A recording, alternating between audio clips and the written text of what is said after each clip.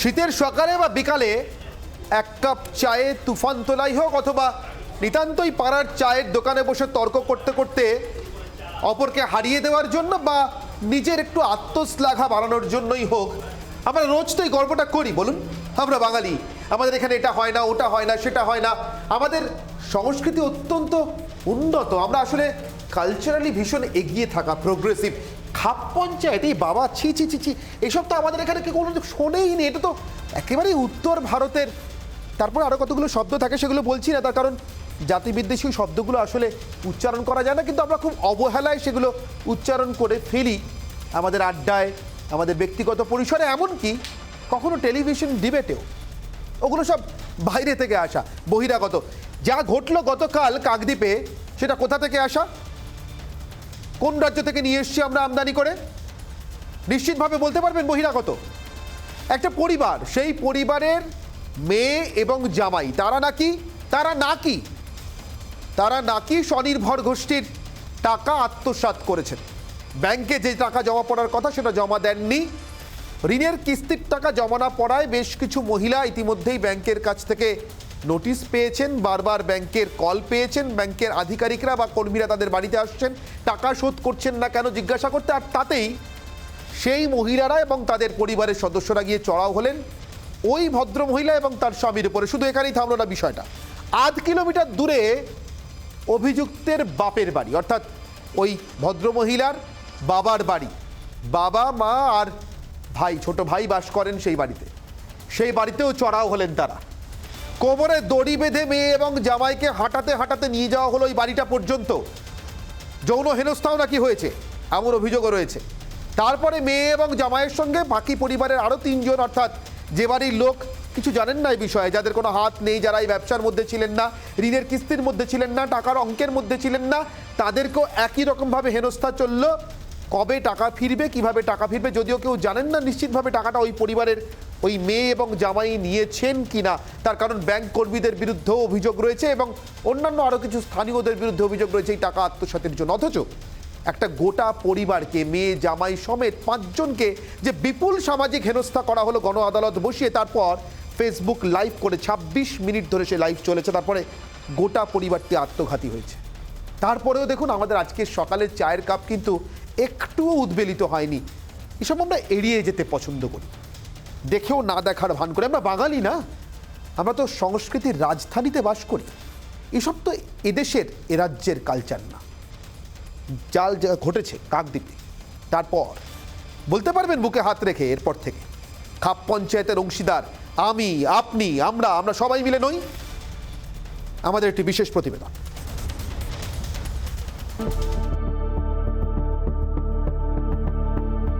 দক্ষিণ 24 পরগনার কুলপির নস্করপাড়া, কলকাতা থেকে দূরত্ব মাত্র 60 কিলোমিটার। খাপ পঞ্চায়েতের ছায়া সেখানে। মেয়ে জামাইয়ের সম্মান বাঁচাতে নস্কর পরিবারের 3 সদস্য বেছে নিলেন আত্মহত্যার পথ। ফেসবুক লাইভের সৌজন্যে মর্মান্তিক সেই দৃশ্য দেখল নেটিজেন থেকে আম আদমি। এই এলাকাটি কুলপি থানার অন্তর্গত নস্করপাড়া এলাকা। এখানে বাপের বাড়ি। ঠিক এই যে রাস্তা দিয়ে আমরা যাচ্ছি, এই রাস্তা দিয়েই তাদেরকে কোমরে দড়ি বেঁধে এবং রীতিমতো অকথ্য গালিগালাজ অত্যাচার করতে করতে নিয়ে যাওয়া হয় এবং এই রাস্তা দিয়ে একটু এগিয়ে গেলেই বাপের বাড়ি এবং সেখানে নিয়ে গিয়ে লাইট পোস্টের সঙ্গে তাদেরকে বেঁধে তাদেরকে মারধর করা হয়। স্বনির্ভর গোষ্ঠীর টাকা আত্মসাতের অভিযোগ, সেই কারণেই প্রশাসনের তোয়াক্কা না করেই বাড়ির সদস্যদের মারধর, যৌন হেনস্থারও অভিযোগ রয়েছে। আমি ওদের কাছে হাত জোড়া করে বলেছিলাম আমাকে কিছু টাইম দাও। এই কষ্টটা ওরা সহ্য করতে পারেনি, এমনকি আমার গোপন অঙ্গেও আঘাত করে ওরা। এটা সহ্য না করতে পেরে ওরা আত্মহত্যা করতে বাধ্য হয়েছে। যে টাকা আত্মসাতের অভিযোগ উঠেছে সেই টাকা ফেরত না দেওয়ার দায় ব্যাংক কর্মীদের বলেই দাবি অভিযুক্তের। আমার বিরুদ্ধে সিসি ক্যামেরাগুলো রেখে দিয়েছে আর নিজেদেরগুলো সব ডিলিট করে দিয়েছে। আর একটাও আমি যে টাকা জমা দিয়েছি আমার কাছে রিসিপ্ট কপি আছে, কিন্তু জমার ভাউচার ব্যাংকে নেই। বলে ওই স্ট্যাম্পস ওই সব জাল, অথচ নিজেরাই করে দিয়ে আমার হাতে দিয়েছে, আর এমনকি অ্যাকাউন্টে মোট কত ব্যালেন্স আছে তাও বলে দিয়েছে। খাপ সংস্কৃতির বিরুদ্ধে চায়ের কাপে তুফান তোলে বাঙালি। খাপ পঞ্চায়েতের উদাহরণ হিসাবে উত্তর ভারতের নানা রাজ্যের ঘটনাকে সামনে আনে নেটিজেনরা। সেই রাজ্যের রাজধানী থেকে মাত্র 60 কিলোমিটার দূরে এই ঘটনা প্রমাণ করল খাপের কোনো উত্তর দক্ষিণ নেই। খাপ পঞ্চায়েত আসলে এক বিকৃত মানসিকতা। 21 শতকেও জেনওয়াই এর অন্তরে সোশ্যাল মিডিয়ার মতোই যার বাস স্বাচ্ছন্দ্যে। রিপাবলিক বাংলা।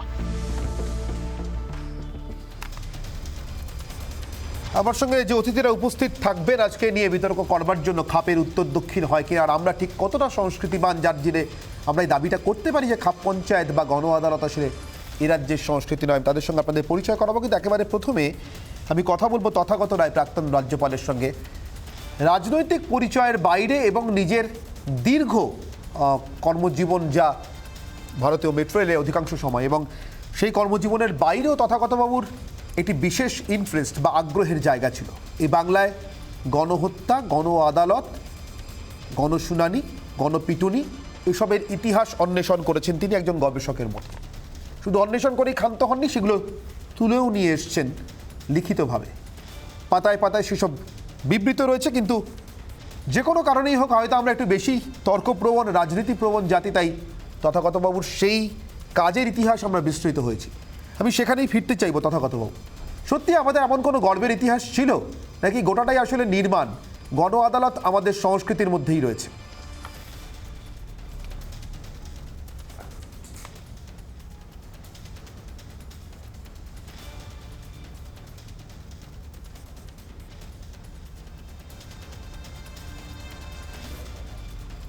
কি হলো?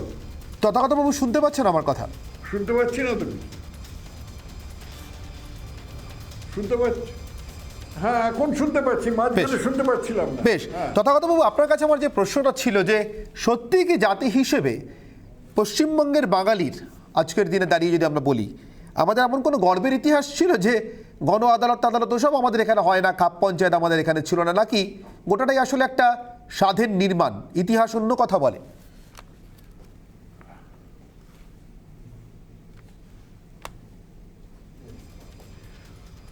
শরৎচন্দ্রের পল্লী সমাজ যারা পড়েছেন তারা খুব ভালো জানেন কি ধরনের জিনিস ছিল। আগে যেটা ছিল, মিউট করে দাও, মিউট করে দাও, মিউট করে দাও।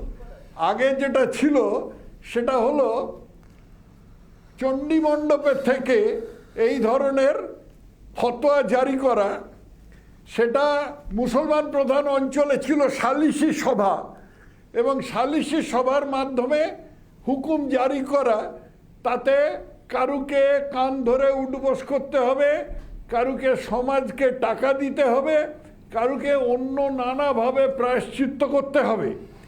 সেই জিনিসটা সাময়িকভাবে খানিকটা সময়ের জন্য হলেও অন্তর্হিত হয়েছিল, কিন্তু তারপরে আবার সেটা ফিরে এসছে 1967 সালে বাম শাসন ফেরত আসবার পরে। এবং তারপরে আমরা যে ধরনের গণহত্যার ঘটনা দেখেছি, সাঁইবাড়িতে আনন্দমার্গী হত্যার সময় যে ধরনের গণহত্যার চেহারা আমরা দেখেছি, তারপরে ছোট আঙ্গারিয়ায়, নেতাইতে ইত্যাদি জায়গায় আজকে সেই সিপিএমের মেধাবী ছাত্রী রাজত্বে তারই পুনরাবৃত্তি হচ্ছে। একেবারে সেই শরৎচাটুর্যের সময়কার সেই পল্লী সমাজ থেকে কোনো বদল হয়নি। খালি আগে ছিল সেটা সমাজের, তথাকথিত সমাজের, হিন্দুদের হলে চণ্ডী মণ্ডপের, মুসলমানদের হলে সালিসি সভার। সেটা আজকে দাঁড়িয়েছে রাজনৈতিক কারণে, রাজনৈতিক ভিত্তিতে, এবং সেই রাজনীতির মাধ্যমে চুরির ভিত্তিতে, পুরোপুরি রাজনৈতিক নয়, পুরোপুরি রাজনীতির ভিত্তি, রাজনীতির মাধ্যমে চুরির ভিত্তিতে এই পুরো জিনিসটা দাঁড়িয়ে গেছে। এই মহিলা যেরকম বললেন যে উনি টাকা জমা দিয়েছেন, সেই টাকাটা ওরা বাদ দিয়ে দিয়েছে, সেটার রসিদ আছে ওর কাছে, সেই রসিদটা মুছে দিয়েছে, বলেছে রসিদটা জাল। এবং তারপরে যেভাবে ওকে অপমান করেছে, রাস্তার মধ্যে দিয়ে দাঁড়িয়েছে বা দাঁড় করিয়েছে, গোপনাঙ্গে আঘাত করেছে, এগুলো কিসের জন্য? এগুলোর মূল কারণ হচ্ছে রাজনৈতিক। রাজনীতি যখন মানুষের শুভ বুদ্ধিকে সম্পূর্ণভাবে পদদলিত করে স্বাভাবিক চিন্তাকে বাদ দিয়ে এগিয়ে যায়, তখন এই পরিস্থিতি হয় এবং আমরা একটা নক্কারজনক অবস্থায় আজকে পৌঁছেছি। কতদিন এর মধ্যে থাকতে হবে আমার জানা নেই। এই জিনিস আমরা বাম আমলে বিশেষ করে দেখেছিলাম হুগলি, বাঁকুড়া এবং পশ্চিম মেদিনীপুর জেলার এই ট্রাই জাংশন এলাকায় বীভৎস সব কাণ্ড হতো। সেই সময় একজন, আমি জানি, তার একজন ভদ্রলোককে জোর করে বলা হয়েছিল তাকে পার্টি করতে, এবং তিনি পার্টি করতে রাজি না হয় তার মেয়েকে দিয়ে মামলা করা হয়েছিল যে তার বাবা তাকে ধর্ষণ করবার চেষ্টা করেছেন। এই কথাটা আমি একজন প্রাক্তন বিচারপতির, হাইকোর্টের বিচারপতি, প্রধান বিচারপতির মুখে শুনেছি। অতএব আজকে যে পরিস্থিতি আমাদের কোথায় দাঁড়িয়েছে সেটার সাথে কোনো আত্মসন্তুষ্টির কোনো অবকাশ নেই। আমরা খাপ নই, আমরা কৃষ্টিমান বাঙালি, এ কথা বলার কোনো সুযোগ আজকে নেই। আরেকটা বিষয় প্রাক্তন রাজ্যপাল হিসেবে আমি আপনার কাছ থেকে জানতে চাইব, প্রশাসনিক জায়গা থেকে, এবং আপনি খুব গুরুত্বপূর্ণ পদে চাকরিও করেছেন কেন্দ্রীয় সরকারের আপনার কর্মজীবনে। এই যে সোশ্যাল মিডিয়াগুলো 26 মিনিট এই পরিবারটি লাইভ করেছে, আমরা দেখেছি যে নানা রকমভাবে সোশ্যাল মিডিয়ায় উপার্জন হয়, মানে এই কোম্পানিগুলো উপার্জন করে থাকে। একটা ভাইরাল ভিডিও বারবার সেটাকে দেখানো এবং তার মধ্যে অ্যাড ইনসার্ট করা থেকে শুরু করে, অ্যাডভার্টাইজমেন্ট ইনসার্ট করা থেকে শুরু করে নানা উপায় আছে, পদ্ধতি আছে। এখন এই মুনাফা বা পয়সা এটা কামানোটাই কি একমাত্র লক্ষ্য এই সোশ্যাল মিডিয়াগুলোর, এবং এদেরকে আটকানোর কোনো উপায় নেই? 26 মিনিট একটা লাইভ, এরা স্থানীয় পুলিশ স্টেশনের লোকেশন দেখে একটা মেসেজ, একটা অ্যালার্ট পর্যন্ত পাঠায়নি যে একটা গোটা পরিবার আত্মহত্যা করতে চলেছে, ফেসবুক লাইভ করছে, গিয়ে আটকান।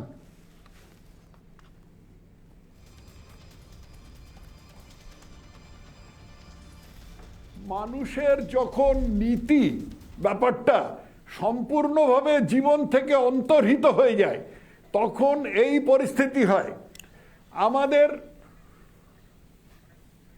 আমাদের নীতি জ্ঞানটা, আমাদের নীতিবোধটা ভিত্তিকৃত ছিল আমাদের ধর্মবিশ্বাসের ওপরে।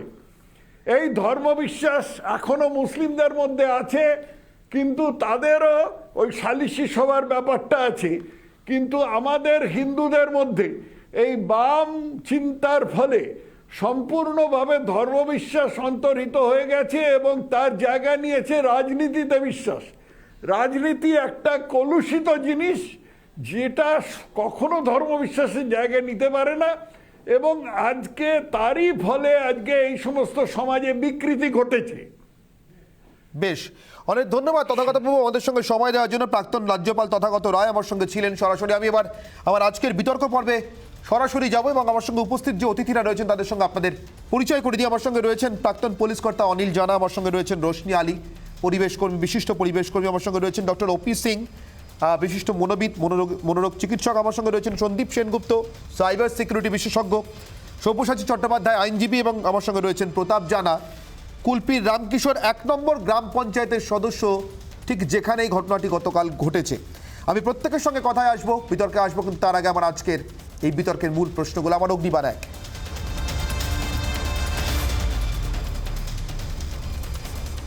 খাপ পঞ্চায়েতের মানসিকতা কি আদৌ আঞ্চলিক? তথাগতবাবু বলেছেন না, আমি এই নিয়ে বিতর্ক করবো। অগ্নিবাণ 2,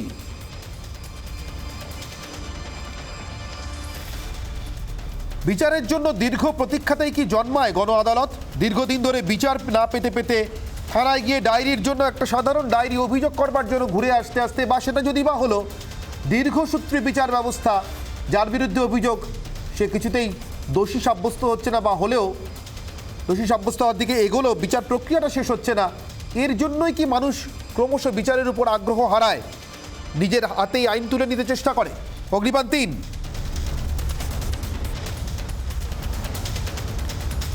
পয়সা কামানো ছাড়া সোশ্যাল মিডিয়ার আর কোনো দায়িত্ব নেই। 26 মিনিটের ফেসবুক লাইভ, সংশ্লিষ্ট সোশ্যাল মিডিয়া কর্তৃপক্ষ একটা অ্যালার্ট পাঠাননি স্থানীয় থানা বা প্রশাসনের কাছে। আমি একেবারে শুরুতে প্রত্যেকে 1 মিনিট করে সময় বেঁধে দিচ্ছি, প্রত্যেকের কাছে 1 মিনিট করে আসবো তার নির্দিষ্ট জায়গাগুলো নিয়ে বলবার জন্য। আমি শুরু করি অনিল জানার কাছ থেকে। কেন অনিল জানার কাছ থেকে শুরু করছি তার একটা কৈফিয়ত আমার তরফ থেকে দিয়ে রাখার প্রয়োজন। আমরা যারা কলকাতা থেকে মাত্র 60 কিলোমিটার দূরে এই ঘটনাটা দেখে এখনও একটু আত্মপ্রসাদ পাচ্ছি, যাক বাবা কলকাতা তো নয়, 60 কিলোমিটার দূর এই কলকাতার বুকে, হ্যাঁ এই কলকাতার বুকে কলকাতা পুলিশের আওতায় পড়ে কলকাতা পুলিশ কমিশনারেট এলাকার মধ্যে আজ থেকে, আমি যদি ভুল করি একটু আমাকে শুধরে দেবেন অনিলবাবু, বোধহয় বছর 20 আগের ঘটনা। কি ঘটেছিল গণ আদালতের নামে? নিশ্চিতভাবে তাতে রাজনৈতিক প্রভাব ছিল, রাজনৈতিক দলের সঙ্গে যুক্ত এক ব্যক্তি তার সঙ্গে যুক্ত ছিলেন, কিন্তু শুধু কি তিনি ছিলেন? তার একার চেষ্টায় একার আগ্রহী নিশ্চয়ই হয়নি। কেমন আমাদের গণ আদালতের গণপিটুনির ইতিহাস, একটা রিক্যাপ অনিলবাবুর মুখ থেকে। অনিলবাবু প্লিজ 1 মিনিটে, এই ইতিহাসটা বোধহয় আমাদের জন্য পুরনো। না, এই ইতিহাসটা আমার ঠিক এখনো মনে পড়ছে না এই মুহূর্তে আপনি যেটা বললেন। তবে এই যে আমি দুলাল ব্যানার্জির কথা বলছি, অনিলবাবু, আপনি যে কেসের আইও। ঠিকই মনে পড়েছে। হ্যাঁ, এগুলো হয় কি জানেন তো, এগুলো যখন স্থানীয় নেতারা বা রাজনৈতিক নেতারাই বলছি, এরা প্রথমে করতে করতে যখন বুঝে যায় যে থানা পুলিশ আমাদের হাতে, আমি থানায় গেলে থানার ওসি আমার উঠে দেখায়, তারা ভাবে আমি তার ট্রান্সফার পোস্টিং এর মুখে। এই ধরনের কিছু অফিসার আছে, যে নেই তা নয়, ছিল। আর এখন এর কথা বলবো না, এখন যা হচ্ছে আপনারা জানেন। তো তখন হয় কি, এই জিনিসটা বেড়ে যায়। মানে ওখানেও পিটিয়ে মারলো, একজনকে দুজনকে পিটিয়েছিল, বাপি চক্রবর্তী আর এইজন হচ্ছে, দুজনকে পিটিয়ে একজনকে তো ব্রড ডেড হয়েছিল, হসপিটালে নিয়ে গেছে। তার স্ত্রী এসে পায়ে ধরে বলছে আমাকে বাঁচান, আমার স্বামীটাকে বাঁচান। বলে ওকেও পাঠিয়ে দিচ্ছি, তোকেও পাঠিয়ে দেবো। মানে মানসিকতা কোথায় চলে গেছে। তারপরে যখন আরেকজনের নাম বলে, তখন আমি বললাম আবার কোথায়, তাড়াতাড়ি পাঠিয়ে রাস্তায় দেখা গেল দমদম স্টেশন থেকে বেদিয়াপাড়ার দিকে যে রাস্তাটা যাচ্ছে 30 বাস স্ট্যান্ডের দিকে, ওইখানে অনেক গাছ টাছ আছে, ওইখানে অন্ধকার একটু, ওইখানে বডি পাওয়া গেল। আমরা তাড়াতাড়ি তাকে রিমুভ করা হলো হসপিটালে, সকালবেলা মারা গেল। এই যে জিনিসগুলো হয়ে গেছে, সেগুলো অবশ্য তখন কিন্তু বিচার ব্যবস্থাটা ছিল। ভদ্রমহিলা হ্যান্ড টু মাউথ, মানে লোকের বাড়ির পরিচারিকার কাজ করে খেতেন। তার ফলেই হয়েছিল যে একে মারলে এরা আর কি করবে। কিন্তু পাপের 16 গলা পূর্ণ হয়ে গেছিল। আমি তার 15 দিন আগেই জয়েন করেছি। যখন এসে বলছেন, তখন আমি খালি এইটুকুই বলেছিলাম আপনার বিচার পাবার ব্যবস্থা করে দেবো। কেস লেখা হয়েছিল, তাতে আমার থানারই একজন বলেছিল যে স্যার এত বড় কেস লিখছেন। আমি বললাম ঘটনা তো যে ঘটেছে, তুমি তো এক্সাজারেট করছো না। যা ঘটনা ঘটেছে, ট্রান্সফার হলে আমি হব, কৈফিয়ত আমি দেবো। লোকের কাছে কি জবাব দেবে তুমি? একেবারে 1 মিনিটের সময় একটু বেশি হয়েছে, তবুও আমি আপনাকে থামাইনি অনিলবাবু, আসলে এই কর্তব্যে অবিচলতার জায়গাটা শোনার জন্য। এই যে আপনি বলতে পেরেছিলেন বুক ঠুকে ট্রান্সফার হলে আমি হব, কিন্তু যা লেখার তাই লিখতে হবে। যদি লিখতেন স্থানীয় পুলিশ প্রশাসনের কর্তা ব্যক্তিরা, তাহলে বোধহয় এতদূর ঘটনাটা গলাতো না। কেন বলছি জানেন? আমি শোনাবো আপনাদের মুখ থেকেই। আমার সঙ্গে উপস্থিত রয়েছেন প্রতাপ জানা, কুলপি রামকিশোর 1 নম্বর গ্রাম পঞ্চায়েতের সদস্য। প্রতাপবাবু, এই গোটা পরিবারটার সঙ্গে যা ঘটেছিল, তারপরে আত্মহত্যা করতে যাওয়া পর্যন্ত মাঝখানে তো পুলিশ এসেছিল, পুলিশ কি করেছিল প্রতাপবাবু, যদি একটু বলেন আমাদেরকে।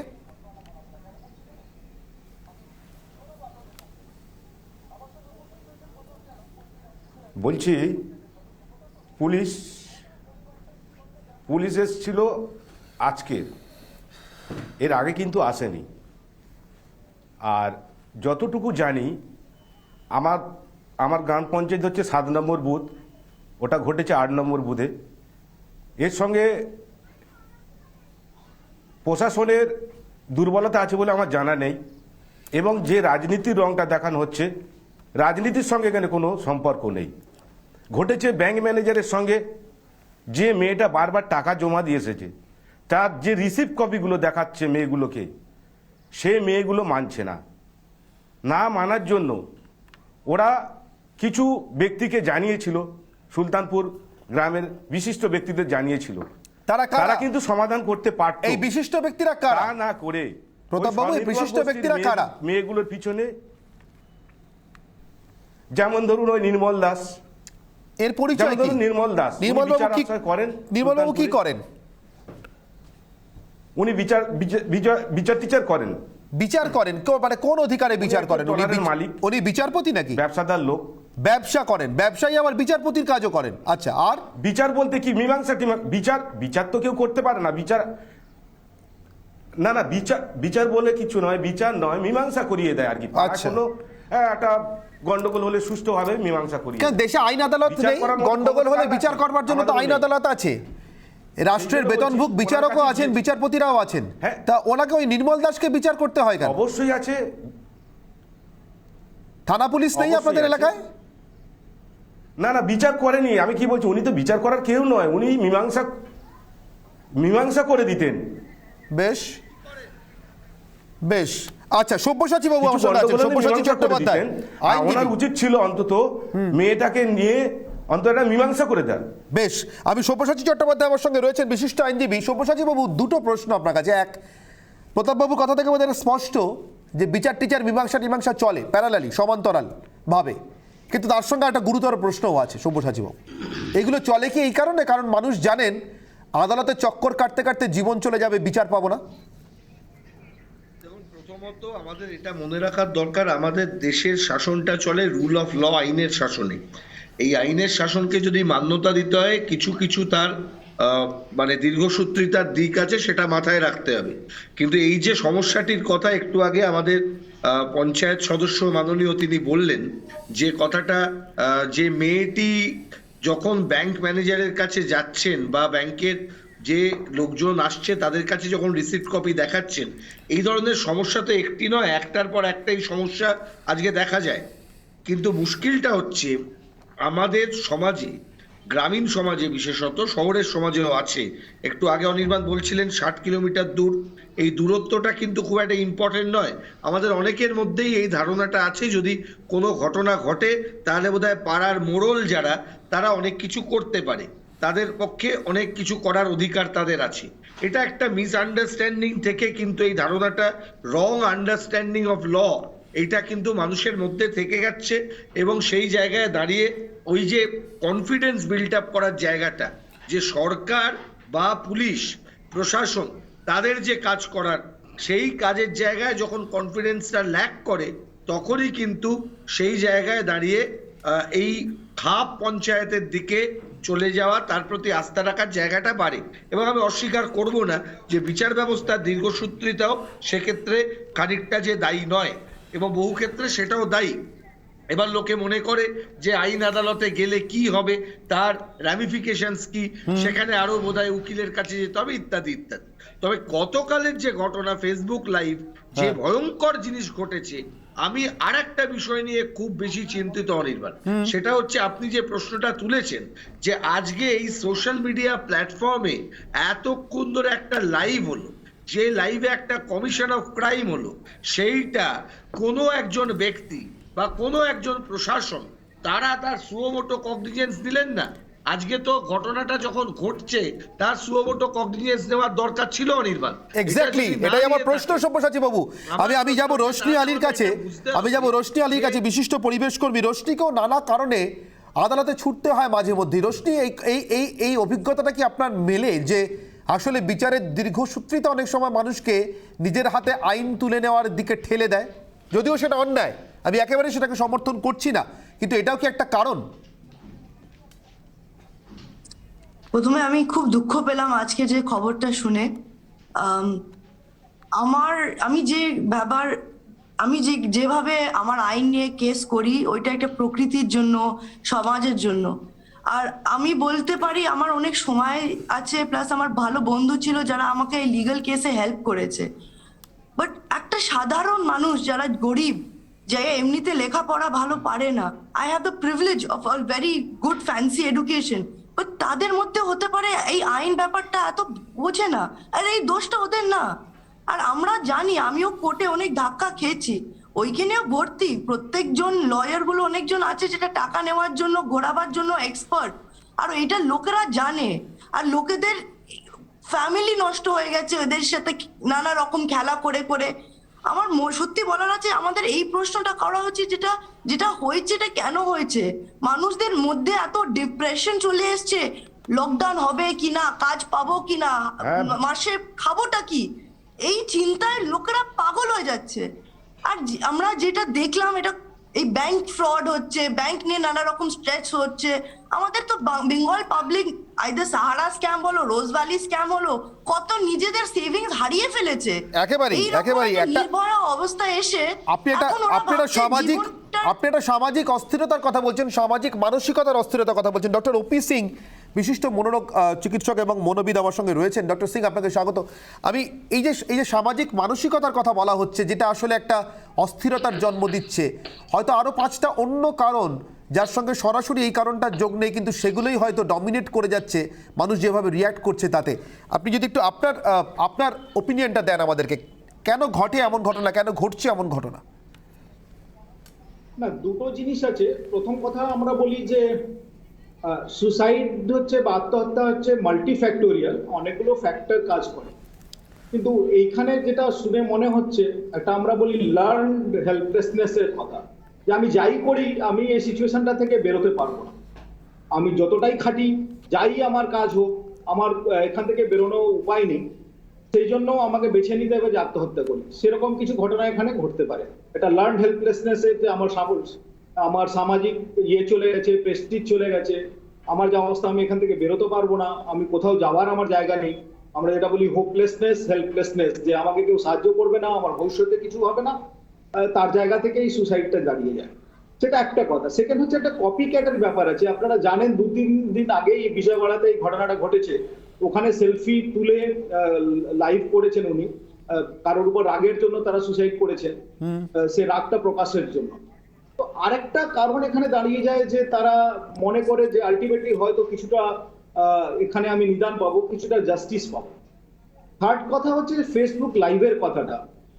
আমেরিকাতে ভেটারানদের জন্য হয়েছে, আমাদের আর্টিফিশিয়াল ইন্টেলিজেন্স অতটা হয়তো ডেভেলপ করেনি, কিন্তু এটা ডেভেলপ করা খুবই দরকার আছে।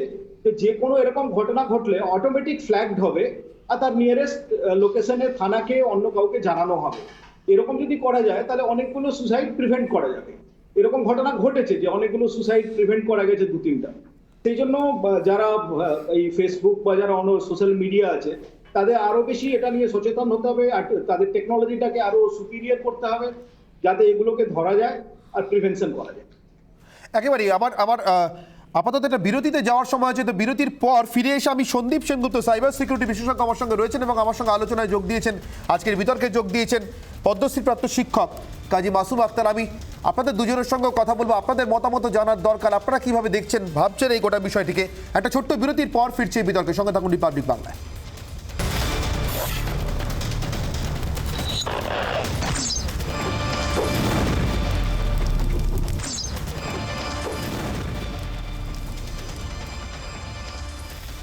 সন্দীপ সেনগুপ্ত আমার সঙ্গে রয়েছেন, সাইবার সিকিউরিটি বিশেষজ্ঞ। আমি সন্দীপবাবু আপনার কাছে আসবো। 26 মিনিট ধরে চলা একটা ফেসবুক লাইভ, আমি বলছি ফেসবুক কেন, অন্য যে কোনো সোশ্যাল মিডিয়ার প্ল্যাটফর্মে এমনটা হয়ে থাকতে পারতো, কিন্তু যেটা ঘটেছে তারপরে বা ওই 26 মিনিটের মধ্যে একটাও অ্যালার্ট পৌঁছয়নি স্থানীয় প্রশাসন বা পুলিশের কাছে। যে কথাটা ডক্টর ওপি সিং বলছিলেন, যে পৃথিবীর অন্য কিছু দেশে এমন ব্যবস্থা আছে যেখানে অটোমেটিক এমন স্বয়ংক্রিয়ভাবে এমন অ্যালার্ট জেনারেট হয় এবং প্রশাসন ব্যবস্থা নিতে পারে, আটকানো যায়। আমাদের দেশে অনেক আলোচনা হয় সোশ্যাল মিডিয়া নিয়ে, সেখানে কে কোন পোস্ট করবেন, কোন পোস্টটা সামাজিক স্থিতি নষ্ট করছে, কোনটা করছে না। 3টে অমূল্য প্রাণ চলে গেল, এগুলো নিয়ে কিন্তু আলোচনা হয় না সন্দীপবাবু।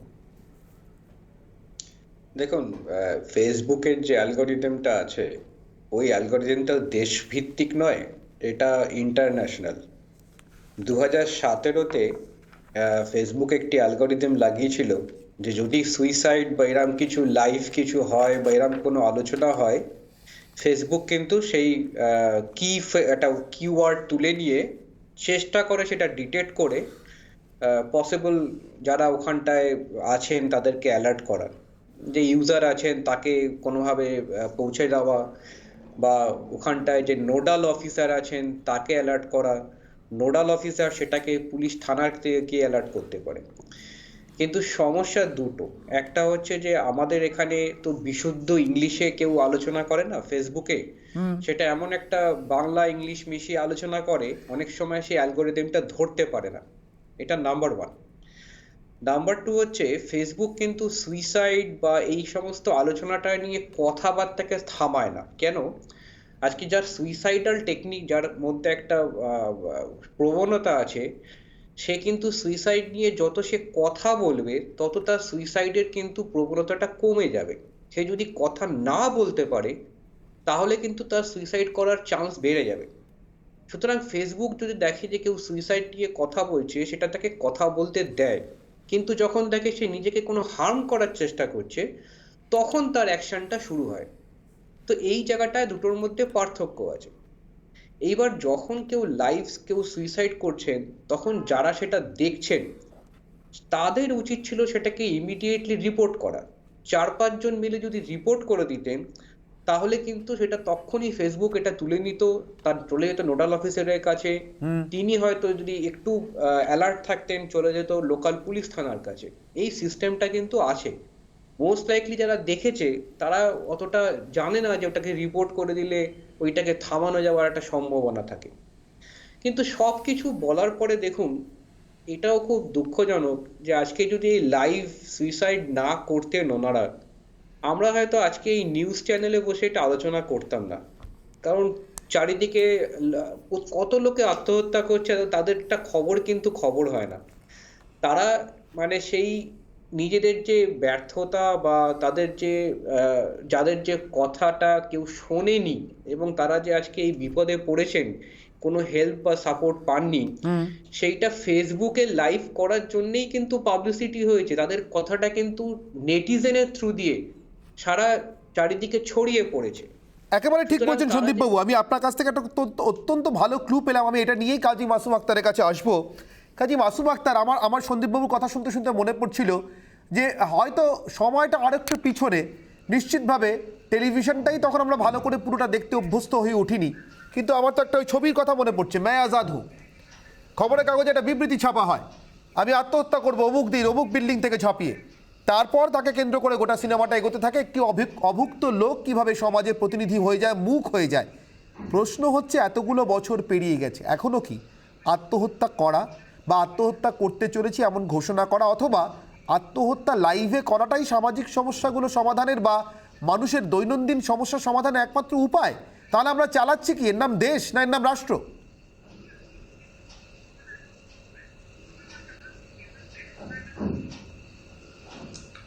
দেখুন, এই পুরো ব্যাপারটা এক সামাজিক অস্থিরতা, পারিবারিক অস্থিরতা, করোনা প্রসূত অস্থিরতা, এই সামগ্রিক একটা প্রেক্ষাপট ওদের মনের মধ্যে বাসা বেঁধেছিল, এটা বোধহয় বুঝতে হবে। সেকেন্ডলি যেটা হচ্ছে যে ওরা যে সোশ্যাল মিডিয়ার সাহায্য নিয়েছিল, জানতো সোশ্যাল মিডিয়ার মাধ্যমে লোক জানতে পারবে, আর ওরা অন্তজ পরিবারের মানুষ, ওদের কথা কেউ শোনে না। হাজার হাজার কোটি কোটি অন্তজ পরিবারের মানুষের কথা এ দেশের মানুষ শুনতে চায় না। সোশ্যাল মিডিয়ায় বলেছে বলে আজকে হয়তো আলোচনা হচ্ছে। আর একটা জিনিস মনে রাখতে হবে, স্বয়ংবর গোষ্ঠী, মহিলা স্বয়ংবর গোষ্ঠী দ্বারা, মহিলাদের দ্বারা, তাদেরই একজন সদস্য দিনের পর দিন নিগৃহীত হচ্ছে। এই ঘটনা কিন্তু খুব বিরল ঘটনা। অর্থাৎ মহিলারা মারছে একটি মহিলাকে, এবং এমন ভাবে মারছে, মহিলার স্বামী রয়েছে, স্বামীর পরিবার রয়েছে, স্বামীর পরিবার টর্চার হচ্ছে না, টর্চার হচ্ছে কে? ওই মহিলাটির বাবা মা ভাই। খুব মজার ব্যাপার দেখুন, স্বামীর পরিবারে কোনো আঁচল পড়েনি, বাবা মা ভাইয়ের সামনে ওই তার কন্যাকে এমন মারা হচ্ছে, এত বিধ্বস্ত করা হচ্ছে, তাদের আত্মসম্মান বোধে তাদের গ্লানিতে এত লেগেছে যে তারা সুইসাইড করছে। আমি রোশনি আলীর কাছে আসবো। রোশনি আলী, খুব ইম্পর্টেন্ট একটা ক্লু দিচ্ছেন কাজী মাসুম আক্তার, যে স্বনির্ভর গোষ্ঠীর মাধ্যমে আমরা মহিলাদের ক্ষমতায়নের কথা বলি বারবার। এটা কি সত্যিই ক্ষমতায়ন, যেখানে ওই স্বনির্ভর গোষ্ঠীরই মহিলারা গোষ্ঠীর আরেকজন মহিলার উপর চড়া হচ্ছেন এবং বেছে বেছে ওই মহিলার বাপের বাড়ির লোকেদের উপর চড়া হচ্ছেন, ছেলেটি বাড়ির উপর নয়? 1 মিনিটের মধ্যে রোশনি আলী প্লিজ। আমি পুরো ডিটেলস অফ দ্য কেস আমি জানি না, যেটা আমি জানি আমি সেটাই বলি। গ্রামগঞ্জে মদ খাওয়া এত বেশি হয়ে যায়, মহিলাদের ওপরে অনেক অত্যাচার মারপিট হয়, তো ওই দিক দিয়ে মহিলাদের একটু অপারেশন হচ্ছে আর হয়েছে। আমরা এই কেসটার আরো ডিপার রুট যদি যায়, এটা এত গরিব, যেটা ওদেরকে নিজের বাঁচার জন্যই কিভাবে বাঁচবে ওইটা নিয়ে ওরা সারাদিন পড়ে আছে। আমরা এই সুইসাইডটাও ফেসবুকে আসা উচিত কি না, ঠিক আছে, এটা একটা ডিবেট হতে পারে, বাট হচ্ছেটা কেন? আমাদের এখন আমাদের পুরো পাড়ায় যদি লোকজন সুইসাইড করে, এটা মাস সুইসাইড যদি হয়, তাহলে কি হবে? লোকেদের সবার মাথা খারাপ হয়ে যাচ্ছে এখন। There are deeper issues which needs to be addressed. What will happen? Tell me. I don't know. একেবারে I don't Rashmi, know what একেবারে will এটাই happen. এটাই আমাদেরও প্রশ্ন। আমার সময় যেহেতু সংক্ষেপ, আমি আপনার কাছ থেকে ডক্টর ওপি সিং এর কাছে আরও একবার যাব। বিশিষ্ট মনোবিদ আমার সঙ্গে রয়েছেন এবং মনোরোগ চিকিৎসক। ডক্টর সিং, আপনার কাছে আমার প্রশ্ন, এটার সমাধান কিভাবে খুঁজবো আমরা? অনেকগুলো তো ফ্যাক্টর দাঁড়াচ্ছে, আপনি যেমনটা বলছিলেন যে মাল্টিফ্যাক্টরিয়াল হয় সুইসাইড। আটকানোর ক্ষেত্রে সমাধানটা কোন পথে খুঁজবো? দেখুন, সহজ সমাধান তো নেই, এই কথাটা তো আমি বলতে পারবো না। করোনাতে গত বছর থেকে এই বছর 2020 থেকে 19 থেকে 20-তে আমাদের সুসাইড অনেকটাই বেড়ে গেছে, 10% ইনক্রিজ হয়েছে এনসিআরবি রিপোর্টে। তার মানে এটা ইকোনমিক ফ্যাক্টর একটা বড় ফ্যাক্টর রোল প্লে করেছে। আমরা বলি যে মানসিক অবসাদের জন্য মানুষ আত্মহত্যা করে, কিন্তু ইকোনমিক ফ্যাক্টরটাও একটা রোল প্লে করেছে, সেটা আমাদের ভাবতে হবে। সেই জন্য এটা তো জেনারেল ব্যাপার যে ইকোনমিক ফ্যাক্টর, সোশ্যাল ফ্যাক্টর, এগুলোকে ইমপ্রুভ করতে হবে। এটা আমাদের সব হাতে নেই। দুটো তিনটে জিনিস আছে। একটা জিনিস হচ্ছে, ধরুন এই তো মিডিয়াতে আমরা কথা বলছি, কিন্তু নর্মাল ক্ষেত্রে সুসাইডের জন্য একটা রিপোর্টিং এর গাইডলাইন আছে, ঠিক মতো কথা বলতে হবে। কেন আমি বিজয়ওয়াড়ার কথাটা যেটা বললাম, এটা অলমোস্ট কপি ক্যাট সুসাইড বলি আমরা। সেখানেও সেলফি করে করা হয়েছে, এখানেও করা হয়েছে। তো এইগুলো ইফেক্ট গুলো আসে। থার্ড হচ্ছে যে আমরা সবসময় যেটা বলি, টকিং উইথ দি পারসন। আপনার যদি মনে হয় যে কেউ ডিস্ট্রেসড আছে, আমি এটা সাধারণভাবে আত্মহত্যা নিয়ে বলছি, তার সঙ্গে কথা বলতে হবে। কিসের ভাই, কেমন আছো, কি খবর? যদি আমরা সবাইকে দেখিয়ে আশেপাশের লোকেদের সঙ্গে একটু কথা বলি, একটু আলোচনা করি, একটু সময় দিই, যদি মনে করি যে সিরিয়াস আছে, তাহলে আমরা ডাক্তারদের কাছে পাঠাই বা তার সমস্যাটা শুনি, তাহলেই অনেকটাই সুসাইড প্রিভেন্ট করা যাবে। ফোর্থ হচ্ছে যে অনেক কিছু যেটা আমরা বারবার মনে করি যে শুধু পরীক্ষার সঙ্গে রিলেটেড, শুধু ভালোবাসা ফেল করলে রিলেটেড, এগুলো কিন্তু পুরোটাই ফ্যাক্টর নয়। বা এগুলো থেকে আমাদের বলতে হবে যে পরীক্ষা ফেল করলেই যে একেবারে আমি আমার সময় সংক্ষেপ বলে আপনার কথার সূত্র ধরেই আমি প্রতাপ জানার কাছে আরেকবার যাচ্ছি। প্রতাপ বাবু, এই পরিবারটির সঙ্গে কেউ কি এমন হেনস্থার পরে কথা বলেছিলেন, গ্রামবাসীরা পাশে দাঁড়িয়েছিলেন, তাহলে হয়তো 3টে প্রাণ বেঁচে যেত?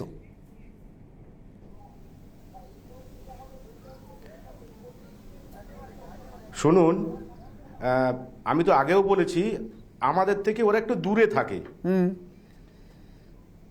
আমাদের গ্রামের থেকে, আমাদের পাড়া থেকে ওরা আর একটা পাড়ায় থাকে, ঠিক আছে? আর ওখানকার লোকরা তেমন একটা লোকের সঙ্গে ঠিক যোগাযোগ রাখে না।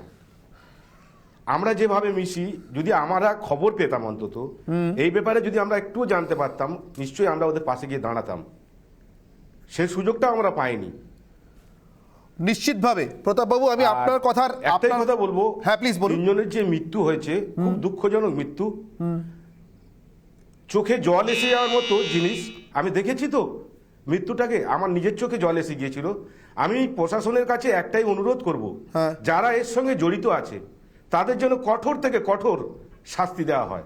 একেবারে আপনার কথা সূত্র ধরেই আমার সঙ্গে যারা উপস্থিত ছিলেন আজকের এই বিতর্কে, তাদের সবাইকে আমি আরও একবার আমাদের তরফ থেকে ধন্যবাদ জানাবো। অনিল জানা, রোশনি আলী, ডক্টর ওপি সিং, সন্দীপ সেনগুপ্ত, সব্যসাচী চট্টোপাধ্যায় এবং প্রতাপ জানা। এবং শেষমেশ প্রতাপবাবু, আপনাকে নয়, আপনার গ্রামকে নয়, শুধুমাত্র এই পরিবারের প্রতিবেশীদের নয়, আমাকেও নাগরিক সমাজের একজন অংশ হিসেবে নিজেকেও, কাজী মাসুম আক্তারও ছিলেন আমার সঙ্গে, কাজী মাসুম আক্তারকে ধন্যবাদ। আমাদের সবাইকে একসঙ্গে করে আসলে প্রতাপবাবু আর একটা সিনেমার কথা বলি, বোধহয় শেষ করা ভালো। থানা থেকে আসছি, এই 3 জনের আত্মহত্যার জন্য দায়ী নই, এই কথাটা আমরা কেউ বোধহয় বলতে পারি না। আর যদি সেটা সত্যি সত্যি মন থেকে বিশ্বাস করি, তবেই ভবিষ্যতে লাইভ করে হোক, সোশ্যাল মিডিয়ার প্ল্যাটফর্ম থেকে হোক, অথবা নিজের ঘরের কোনো একটি কোণেই হোক, কেউ যদি আত্মহত্যা করতে যান, তাহলে সেটা আমরা আটকাতে পারি। আর না হলে কোনোদিন আটকাতে পারবো না, নিজেদের দায়িত্ব শুধু অস্বীকার করে যাব। অনির্বাণের অগ্নিবাণে আজকের বিতর্ক পর্ব এখানেই শেষ করছি। ফিরে আসছে একটা ছোট্ট বিরতির পর সেরা ব্রেকিং খবরগুলো নিয়ে। সঙ্গে থাকুন রিপাবলিক বাংলায়।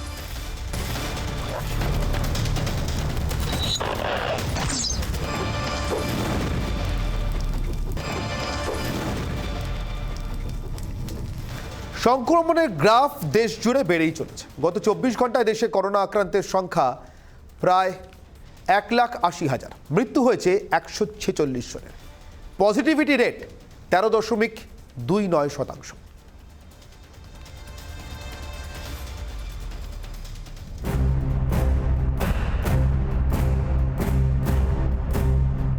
আরও ভয় ধরাচ্ছে করোনা, পাল্লা দিয়ে বাড়ছে ওমাইক্রনের তাণ্ডব।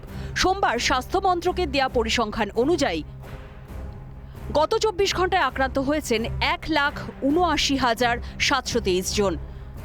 মৃত্যু হয়েছে 146 জনের। Positivity rate 13.29%। সক্রিয় রোগীর সংখ্যা বেড়ে দাঁড়িয়েছে 7,23,619। ওমাইক্রন আক্রান্তের সংখ্যা 4,033। এদিকে কোভিড পজিটিভ প্রতিরক্ষা মন্ত্রী নিজেই টুইট করে জানিয়েছেন রাজনাথ সিং হোম আইসোলেশনে রয়েছেন তিনি। কোভিড পরিস্থিতি উদ্বেগজনক হওয়ায় হাসপাতালে ভর্তি করা হয়েছে সিপিএম নেতা প্রকাশ কারাট ও বিদ্যা কারাটকে। কোভিডের বিরুদ্ধে দেশ জুড়ে চলছে লড়াই। সোমবার থেকে শুরু হয়েছে প্রেকশন ডোজ দেওয়ার কাজ। প্রথম সারির করোনা যোদ্ধা, চিকিৎসক, স্বাস্থ্যকর্মী এবং ষাটোর্ধ্ব কোমরবিড রোগীদের প্রথমে এই বুস্টার ডোজ দেওয়ার সিদ্ধান্ত কেন্দ্রের। এতে রোগ প্রতিরোধ ক্ষমতা আরও বাড়বে বলে আশা স্বাস্থ্য মন্ত্রকের। রিপাবলিক বাংলা।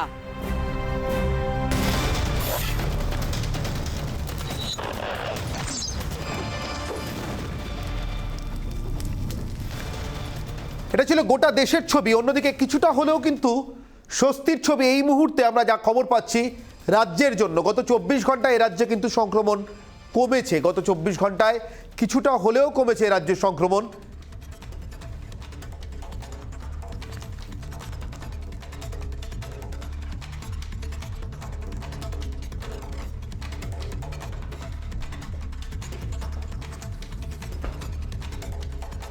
গত 24 ঘন্টায় কমলো সংক্রমণ। দেশ জুড়ে সংক্রমণ বাড়লেও রাজ্যে কমলো সংক্রমণ। গত 24 ঘন্টায় রাজ্যে আক্রান্ত হয়েছে নতুন করে 19,286 জন।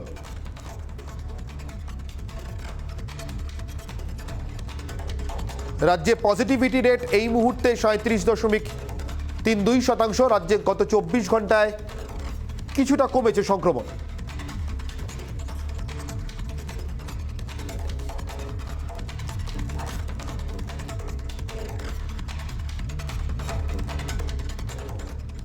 চোখ রাখবো পরবর্তী খবরে। ফেসবুকে পোস্ট করে এবার নৈহাটিতে এক যুবকের রহস্য মৃত্যু। ফেসবুক পোস্ট করার পরই আত্মঘাতী হন ওই যুবক। নৈহাটি 18 নম্বর ওয়ার্ডের ঘটনা। নিরপেক্ষ তদন্তের দাবি জানিয়েছে পরিবার। কথা বলবো আমাদের প্রতিনিধি বিক্রান্তের সঙ্গে। বিক্রান্ত, ঠিক কী কারণে এই আত্মঘাতী হওয়ার ঘটনা? পরিবারের তরফ থেকে কোনো সূত্র পাওয়া যাচ্ছে?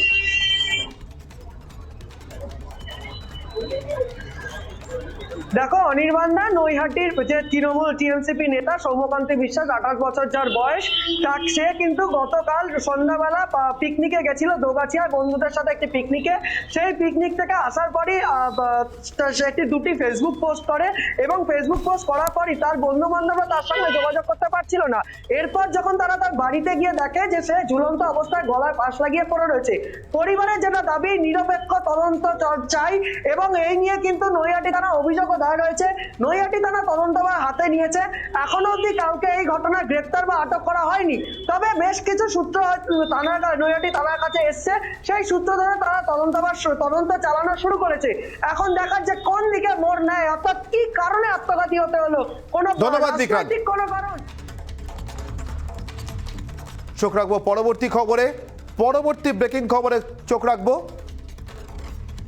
5 শিক্ষকের বদলির নির্দেশ রদ। যে 5 শিক্ষকের বদলির নির্দেশ ঘিরে রীতিমতো উত্তাল হয়েছিল রাজ্যের শিক্ষক আন্দোলন। আত্মঘাতী হওয়ার চেষ্টা করেছিলেন প্রকাশ্যে কীটনাশক খেয়ে শিক্ষকরা এবং তাদের সঙ্গেই বদলির নির্দেশ রদ হলো মইদুলেরও। মইদুল ইসলাম, যিনি এই শিক্ষকদের নেতা ছিলেন, শিক্ষক আন্দোলনের নেতা ছিলেন। কথা বলবো আমাদের প্রতিনিধি ভাস্করের সঙ্গে। ভাস্কর, আমরা জানি এই আত্মঘাতী হওয়ার চেষ্টা করেছিলেন যে 5 শিক্ষক, তারা এবং মইদুল ইসলাম, এরা প্রত্যেকেই পরবর্তী সময় শাসক দলের শিক্ষক সংগঠনে যোগ দেন। তারপরে কি এরা রাতারাতি একটা পুরস্কার পেলেন? অর্থাৎ সরকার বিরোধী আন্দোলন করেছিলেন বলে বদলি, সরকারি শিক্ষক সংগঠনে এলেন বলে বদলি রদ হলো।